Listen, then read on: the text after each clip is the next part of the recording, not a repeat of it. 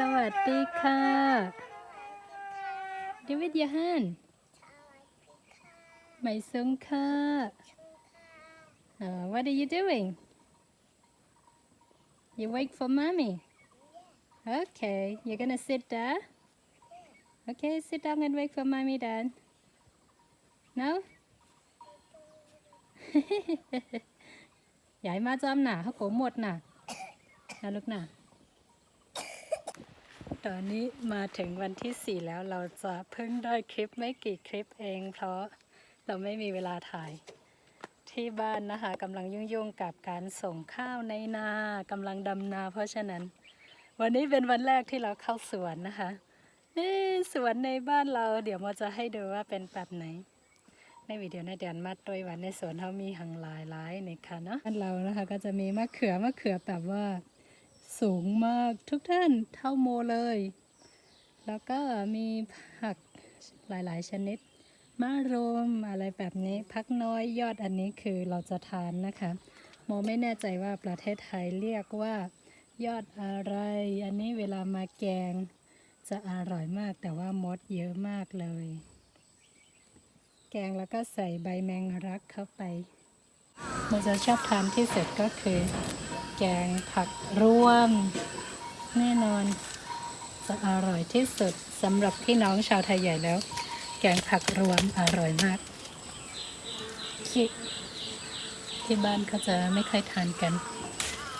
เขาจะทานแต่ว่าทานจนเบื่ออะไรประมาณนี้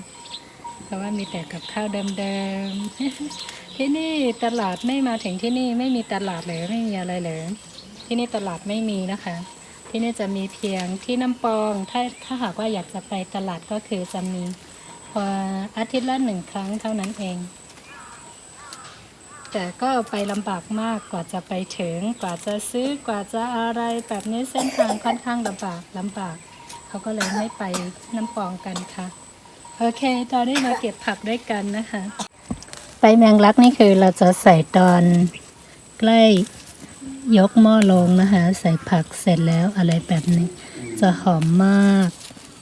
โมจะชอบมากเวลาทำน้ำพริกใบแมงลักอะไรแบบนี้ทุกคนชอบเราต้องหาเวลามาเข้าสวนหาเวลาแบบว่าหาเวลายากมากเพราะว่าไม่มีใคร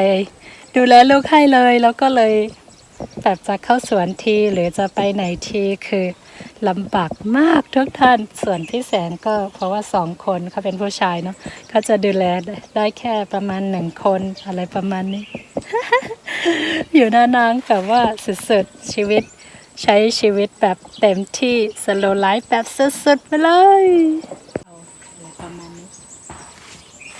ยอดอันนี้อร่อยสุดๆแกงกับดอกก็อร่อยมากดอกนะคะดอกยอดอันนี้คือ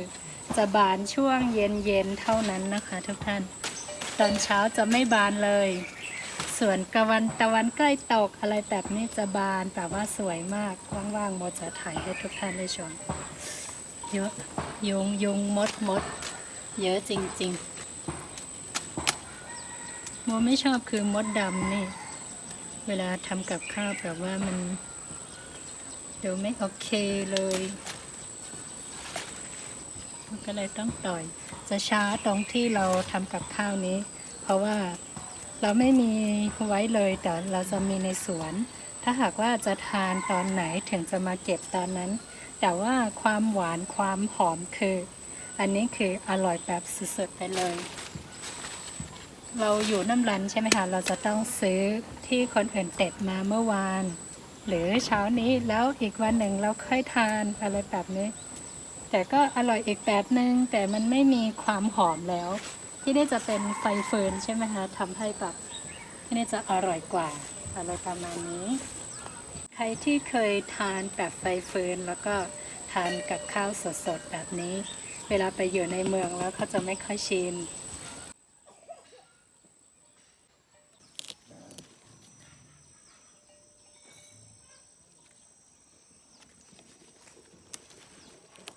คืออะไรนะกระเจี๊ยบไปทานแกงรวมกัน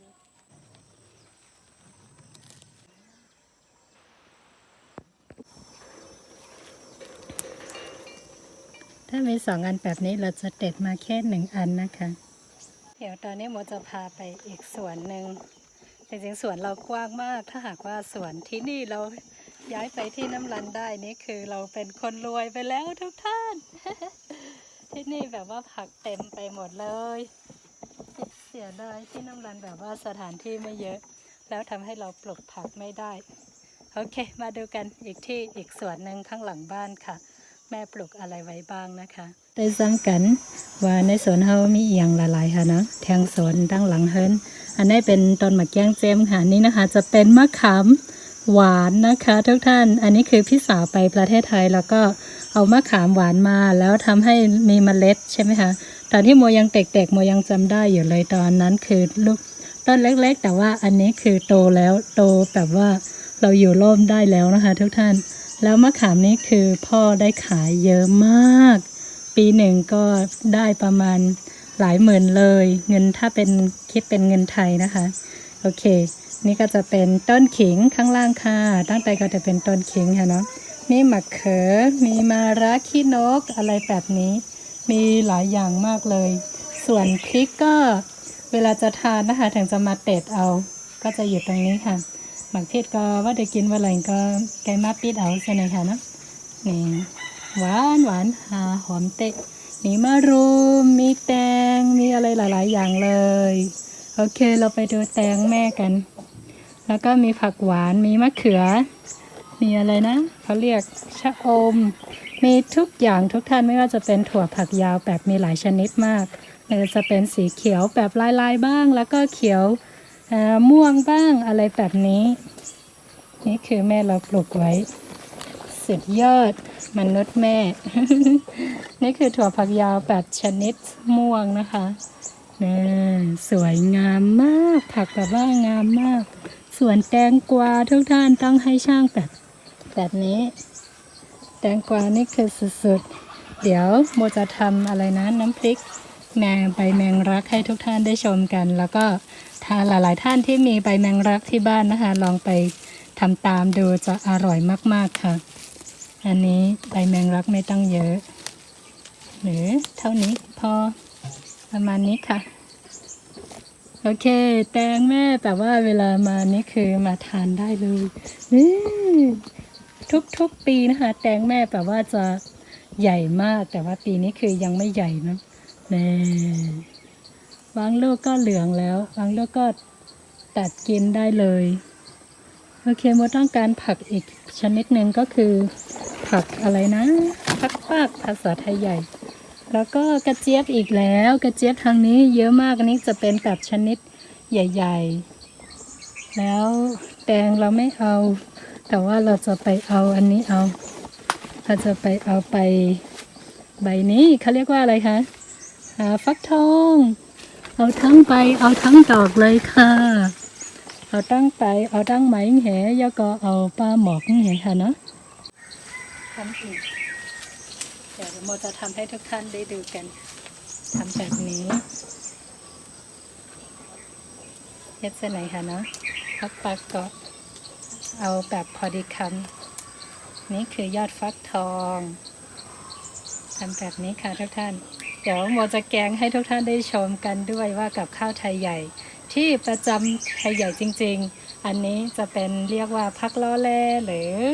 พักอะไรนะพักที่ซอกอะไรแบบนี้จะเป็นแกงผักทุกอย่างมารวมกันนะคะ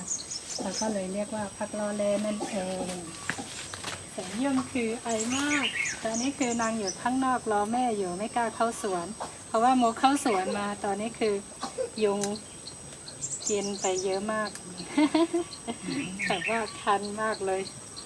ตามแขนตามอะไรแบบนี้เวลาเข้าสวนคือแนะนำนะคะให้ใส่เสื้อแขนยาวกางเกงขายาวอะไรประมาณนี้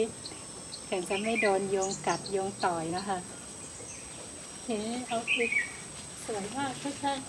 ทำดีสุดเลยเพราะเขาสวนตั้งเข้าค่ะเนาะนั่นคืออะไรใส่เสื้อแขนยาวอ่ะแล้วก็ใส่อย่างก็เยอะๆนี่โดนเลยนี่ยอดฟักทองแต่ว่าอ่อนนะเช็ดก็พอจะกินกันมาปีที่ไหนหวานแล้วก็หอมเผ็ดใส่เพราะอยู่น้ำร้านในได้เลยซื้อกินติ๊กๆค่ะเนาะห ผ่าปากนางแห้งว่าเส้นนะคะน้ำร้อนเนี่ยไม่ยังไรซื้อตอนอยู่น้ำร้อนนะคะไม่มีอะไรที่เราไม่ต้องซื้อจะเป็นหลังบ้านเราใช่ไหมคะแล้วนี่จะมีต้นอะไรนะต้นลิ้นจี่ข้างหลังก็จะมีต้นกล้วยมีมะนาวมีเยอะมากแล้วก็ต่อมาก็จะเป็นห้องน้ำที่นี่จะนิยมไว้ไกลบ้านนะคะจะไม่ไว้ใกล้บ้านค่ะโอเคมาเหลียวก็ไรพักยาวมาแกงยาวขาแล้วโอ้ยเยอะๆแต่ว่าลื่นมากเป็นช่วงฤดูฝนเวลาไปไหนมาไหนไปทำอะไรต้องระวังมากๆโอเคไปทำกับข้าวกันไม่ได้ฟืนดูทุกท่านฟืนแบบว่าเต็มเลยจะใช้ฟืนเท่านั้นไม่มีไฟแก๊สไม่มีไฟอะไรทั้งสิ้นนี่คือกับข้าวที่โมไปหามาเมื่อกี้นี้จะเป็นใบมะรุมถั่วฝักยาวโมก็จะใส่ไปเลย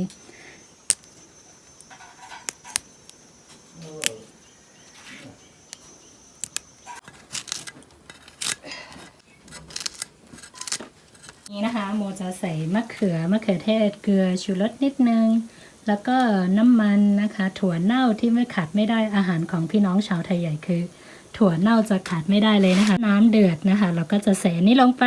อย่าไปใส่ซอสลูกเส้นนั้นเสียงยืม Do you like here? Yes? Yeah ติ๊กเลยนะลูกอันนี้คือเตรียมกับข้าวไปส่งในนะนี่แม่เราโอเคระหว่างที่ตั้งน้ำผักไว้นะคะตอนที่ยังไม่สุกนี่คือเราจะทำน้ำพริกใบแมงลักกันค่ะที่เราใส่ลงไปนะคะจะเป็นหอมแดงชนิดเล็กนะคะแล้วก็ถ้าหากว่าไม่มีชนิดเล็กคือหอมแดงแบบใหญ่ๆก็ได้แล้วเกลือกับชูรสลงไปค่ะทุกท่านน้ำพริกอิ่มคิมเหมือนในค่ะน้องเขาเดี๋ยวใส่เกลือผงหวานแหผักมีแรงแหอิ่มคิมก้อยค่ะแล้วก็หมักพริกเลยค่ะน้องพริกด้วยนะคะจะอร่อยมากใครที่ลองทำดูแล้วก็จะติดใจมากกับผักหรือกับน้ำซุปอันนี้คือจะอร่อยจริงๆค่ะกินกับน้ำซุปว่ากินกับผักเขียวแกงว่าจะได้ค่ะเนาะมันซึ่งเหมือนน้ำเต้าหู้ว่าจะได้ก็เรียกค่ะอ๋อ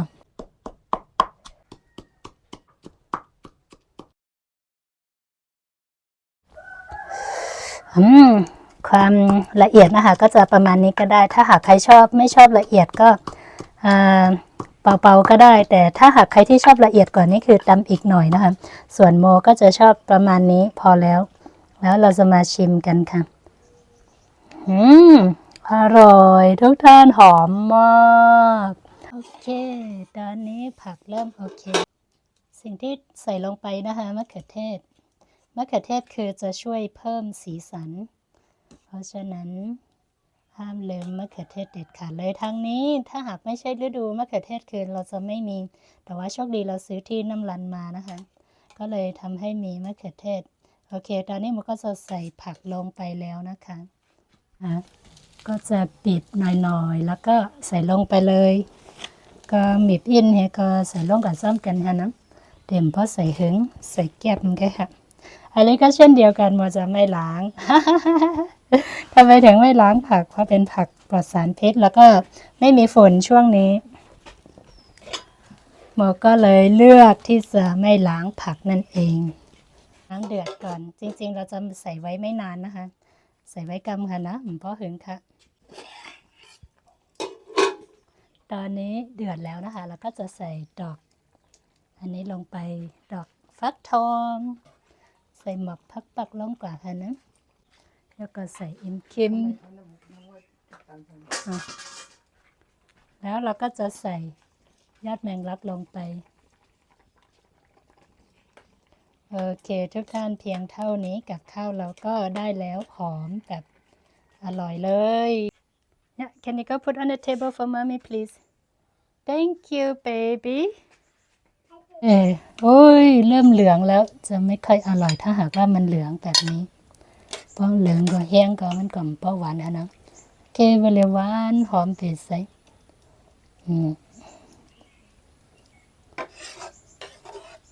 หอมเตะหอมวะสีสันก็จะประมาณนี้ค่ะทุกท่านห หอมมากทานได้กันฮะเพราะปิกซุปเหรอว่าเด็กกินว่าเด็กไอ You want to eat with mommy You want to eat with mommy Like this mommy gonna eat like this and like this Yummy You want to eat it แล้วเด็กกินระหว่างแม่ทำงานนะคะเสียยมก็จะช่วยแกว่งน้องให้ค่ะตอนนี้ลูกคนเล็กหลับแล้วก็เลยถือเวลาไปหาผักแล้วก็มาแกงทานถ้าไม่อย่างนั้นคือเราจะไม่มีคลิปอะไรเลยทุกท่านสุดยอดต้องยืมเวลาจริงๆเวลาเยอะแต่ว่าถ้าไม่ยืมเวลาแบบนี้ไม่ได้ถ่ายไม่ได้ทานด้วยกันค่ะ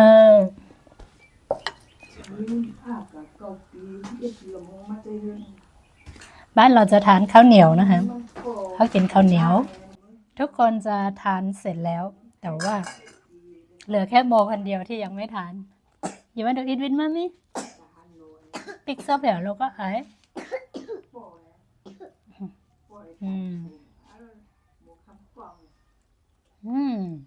อร่อย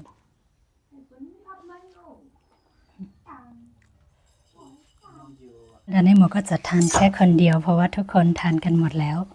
กว่าจะไ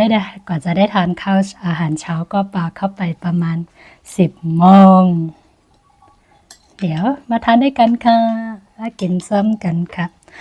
เมื่อกี้โมทานข้าวเหนียวแต่ว่าตอนนี้โมจะทานข้าวเจ้าค่ะได้กินได้กินโมจะใช้มือทานเพราะว่าใช้มือจะอร่อยสุดนี้แล้วก็เอาน้ำพริกใส่ลงไป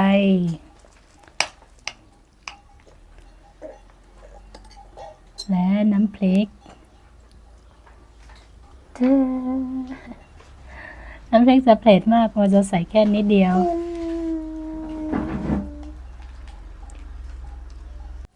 อร่อยมากโอเคทุกท่านตอนนี้ถ้าหากว่าใครที่มีบ้านไหนที่มีแมงลักอย่าลืมลองไปทำน้ำพริกใบแมงลักดูตอนนี้โมก็จะขอตัวไปทานข้าวกันเดี๋ยวยันกินข้าวก่อนไทยไม่น้ำพี่ดิมคิมไทยไม่ยันคิมก็อย่าลืมเฮ็ดซ้ำตัวอย่าเนาะหวานไปเซ็ตสุดยอดกว่าจะได้แต่ละคลิปคือสุดต้องแข่งกับเวลาจริงๆโอเคทุกท่านเจอกันใหม่นะคะช่วงนี้มาใหม่ๆก็ที่บ้านจะทำกับข้าวส่งนาเพราะฉะนั้นทำให้เวลาแบบว่ามีน้อยมากเราจะยังไม่มีเวลาไปที่นาเพราะต้องดูแลลูกที่บ้านไม่มีใครดูแลลูกให้เราก็เลยยังไม่ไปไหนนะคะยังอยู่แต่ที่บ้านค่ะงั้นเจอกันใหม่ในคลิปหน้านะคะพบกันใหม่ค่ะ